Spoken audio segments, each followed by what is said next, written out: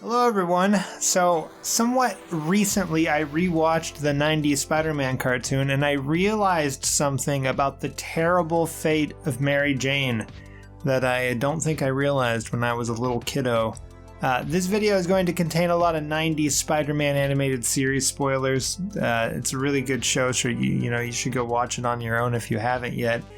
But I'm just saying. So, as most of you probably already know, back in 1973, Peter Parker's girlfriend, Gwen Stacy, was murdered by the Green Goblin. And it was a big deal at the time. It's been referenced a million times in a million comics since then. So, it makes sense that 20-something years later, when the 90's cartoon came out, that they would want to adapt that sad and famous story, which was done in Turning Point, the finale of the third season. In that episode, we see a similar story play out. Spidey's girlfriend is kidnapped by the Green Goblin, and he holds her hostage on top of a bridge to lure out Spidey, yada yada yada. But of course, there were a few changes in the cartoon. First of all, the 90's Spider-Man didn't have Gwen Stacy to begin with.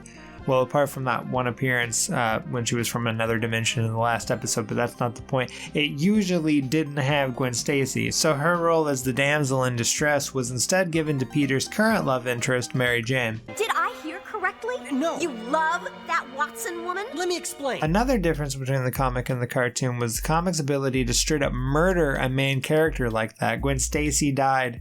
Gwen Stacy's dad died. People died sometimes. Whereas in the 90's cartoon, Spider-Man wasn't even allowed to punch people. They couldn't even say words like kill, die, death. There might have been a few small character deaths they snuck in here or there, but they were few and far between.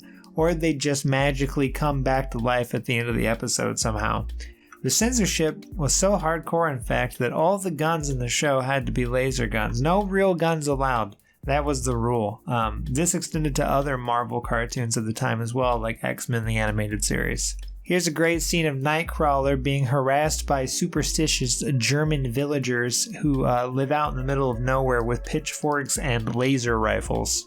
So as you might have guessed, they couldn't kill Mary Jane. So instead what happens is she falls off the side of the bridge, leaving Spider-Man to think that his girlfriend was no more. Girlfriend no more. But actually, she falls into a portal which disappears soon after she falls into it. Mary Jane's true fate, floating between the dimensions, screaming for help. The episode ends, and that is the last time we see Mary Jane in the show. We then have two very eventful seasons. Peter tells his deep secret to and marries a clone of Mary Jane.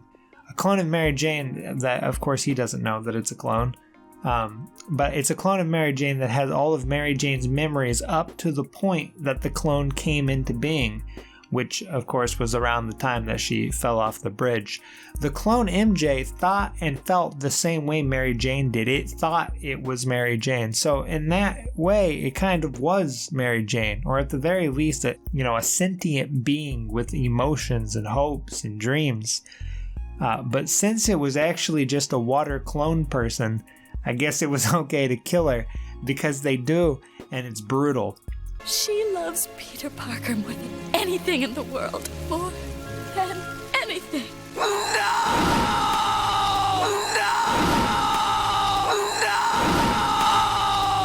Now let's skip forward to the very end of the series finale in season 5. Spidey just finished hanging out with Stan Lee, and Madam Web tells Spidey that she'll help him search for the real Mary Jane, sounding like she had an idea of where she is. But then the show ended.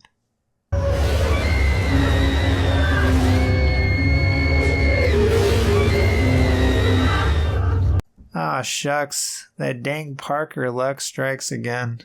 And, well, that's it. Pretty terrible, right? I told you. Anyway, like, comment, subscribe, and give me all your worldly possessions.